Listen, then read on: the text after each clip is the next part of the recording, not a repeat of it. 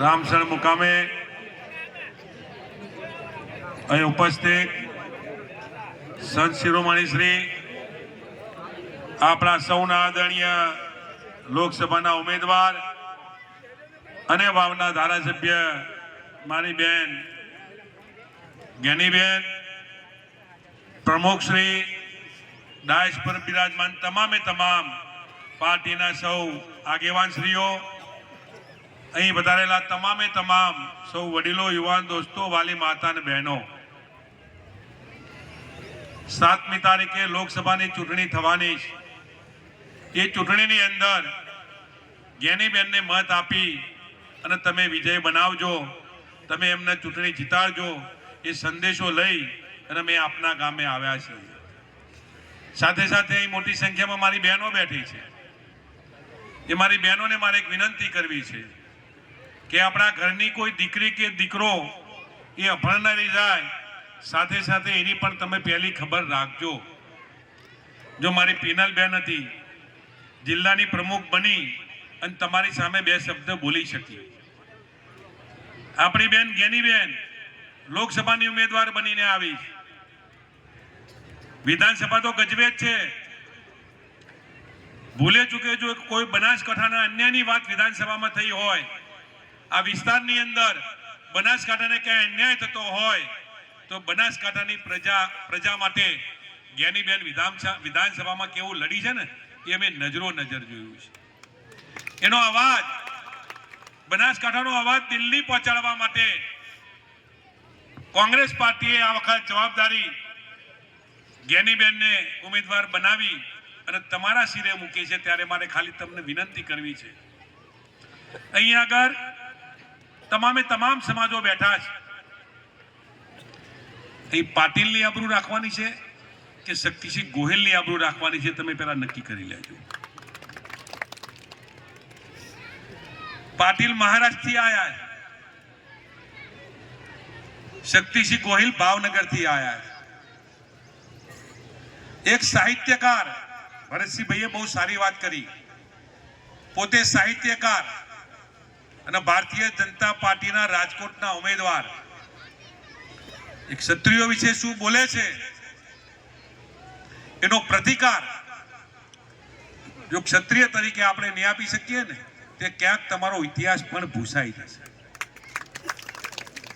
હું ભારતીય જનતા પાર્ટીમાં રહેવાવાળા તમામે તમામ સૌ લોકોને પણ વિનંતી કરું છું, આપણને કોઈ એવો અધિકાર નથી આપ્યો કે આપણે કોઈ પણ સમાજ વિશે હલકી વાત કરી અને કોઈ સમાજની ઘસાતી વાત કરી શકીએ. આ રાજ્યની અંદર તમામે તમામ સમાજોને લઈને સાથે લઈને ચાલવાનું છે. આપણા વક્તાએ એક સારી વાત કરી કે આ લડાઈ છે ને, એ જ્ઞાનીબેન એટલે કે ઠાકોર અને ચૌધરીની લડાઈ નથી. આ લડાઈ એક વિચારધારાની લડાઈ છે.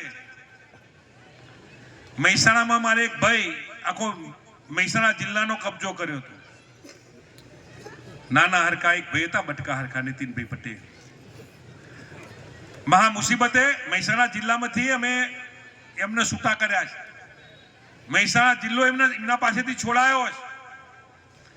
એ બનાસકાંઠો જિલ્લો છે ને, એક વ્યક્તિના હાથમાંથી તમે છોડાવજો નકર મરી જશો, એ કહેવા માટે આવે છે. તમને બધાને ખાઈ જશે.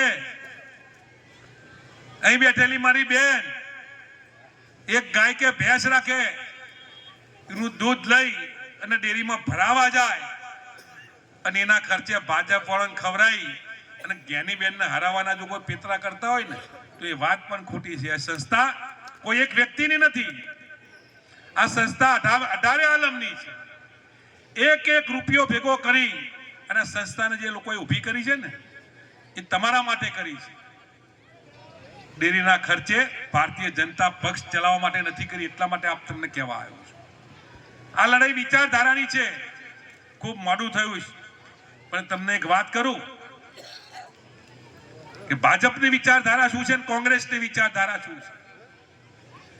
ભાજપની વિચારધારા એટલે ઉદ્યોગપતિઓને ચલાવવાની વિચારધારા, પૈસાદાર લોકોને સાચવવાની વિચારધારા, અને કોંગ્રેસની વિચારધારા એટલે આ રાજ્યની અંદર કે આ દેશની અંદર રહેતા તમામે તમામ સમાજોને સાથે લઈ અને કઈ રીતે એમના બાળકો ભણે ગણે આગળ વધે, કઈ રીતે કામ ધંધાનો ઉદ્યોગ કરે, એ વિચારધારા સાથે આગળ વધવાની વિચારધારા ચાલે છે.